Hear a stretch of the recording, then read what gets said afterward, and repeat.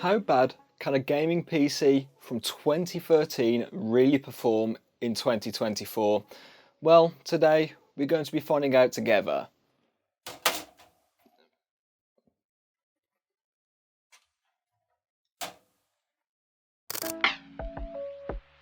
One of the best graphics cards back then was the original GTX Titan.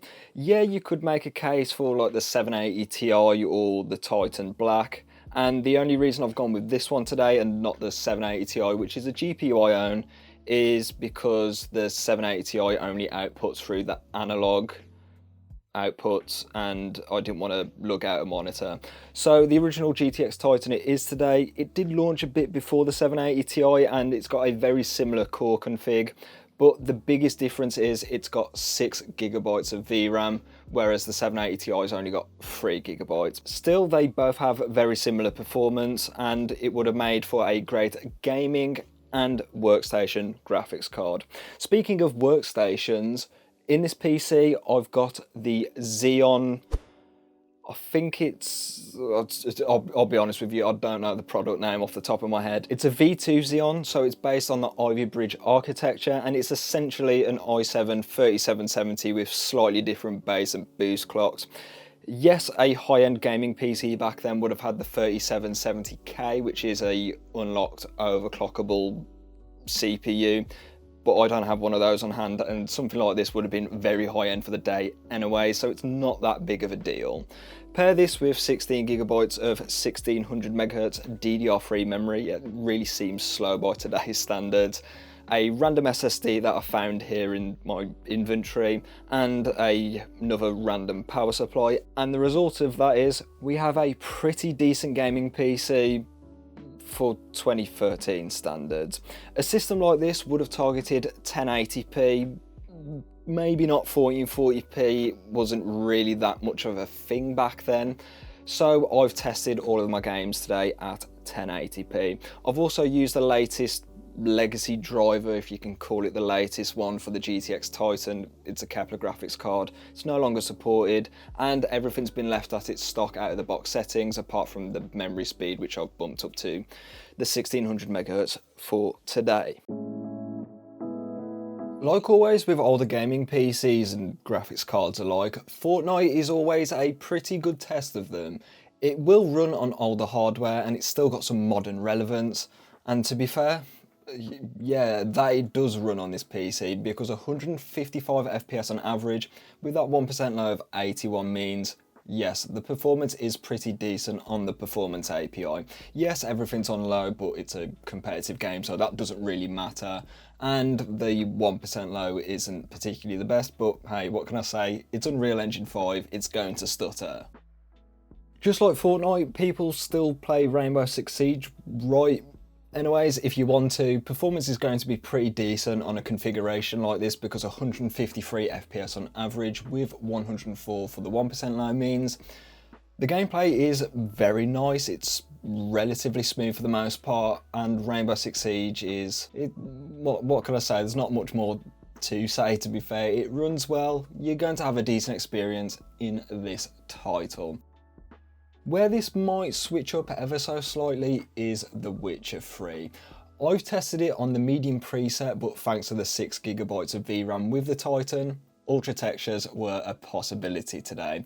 57 FPS will have to do for the average frame rate, and a relatively low 38 FPS for the 1% low means, yeah, the game is definitely playable, and albeit this was in probably the hardest to run part of the game in Novigrad, so your performance may vary on a hardware configuration like this, but for the most part, I'd definitely say The Witcher 3 is playable on this hardware configuration, particularly as it's been enhanced now as well.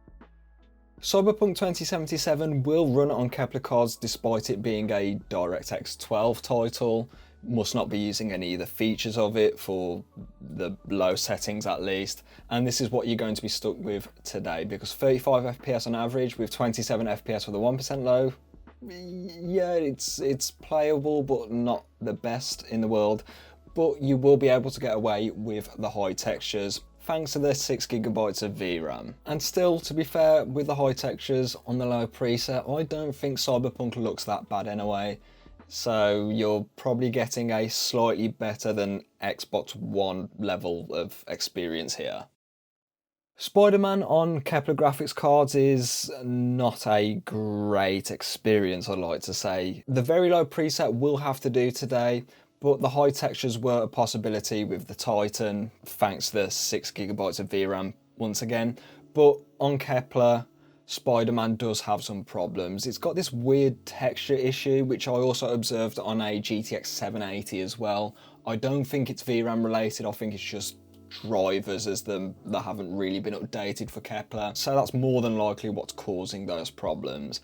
45 FPS on average, but with a not so great 33 FPS with the 1% low means the game is kind of playable, but not at the same time because of the graphical issues which you're seeing in the gameplay right now.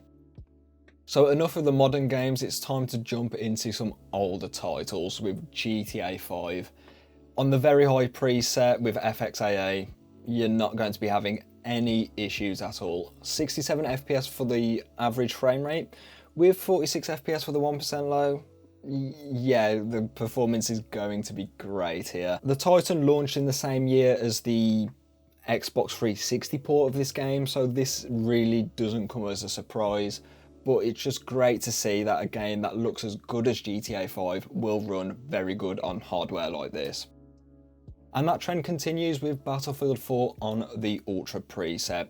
83 FPS on average with a pretty decent 62 for the 1% low.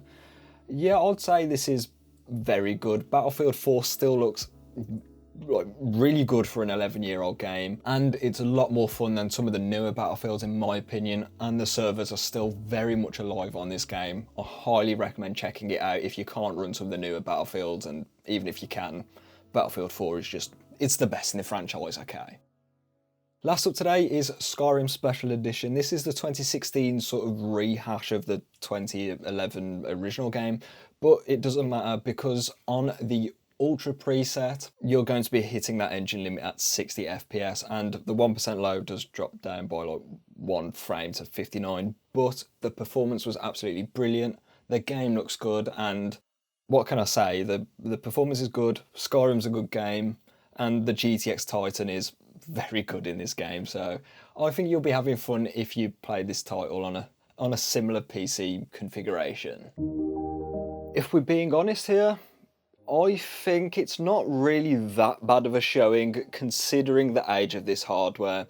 Yes, most newer games won't particularly be brilliant on this, if they even start to run, and then you've got like Cyberpunk and that will run on like the low settings, so that's a bit of a win.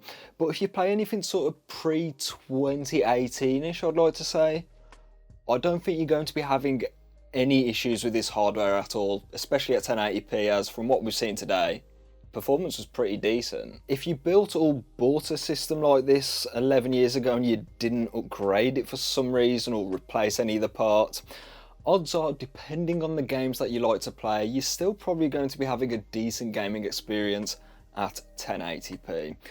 But on the other hand, if you were to build a higher end system a couple of years after this one with like a 980 Ti or even a GTX 1080 Ti with like a Skylake i7 or something like that, you're probably going to be set for playing most games, like 99.999% of them, with pretty much zero issues at 1080p. But this is something we can find out another day, as I actually do own both of these GPUs.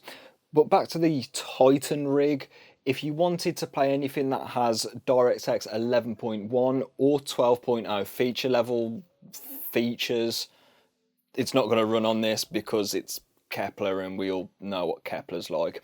But if you want a GPU which will run basically every single game out there, you can watch this one up here. With that being said, I'll catch you in the next one.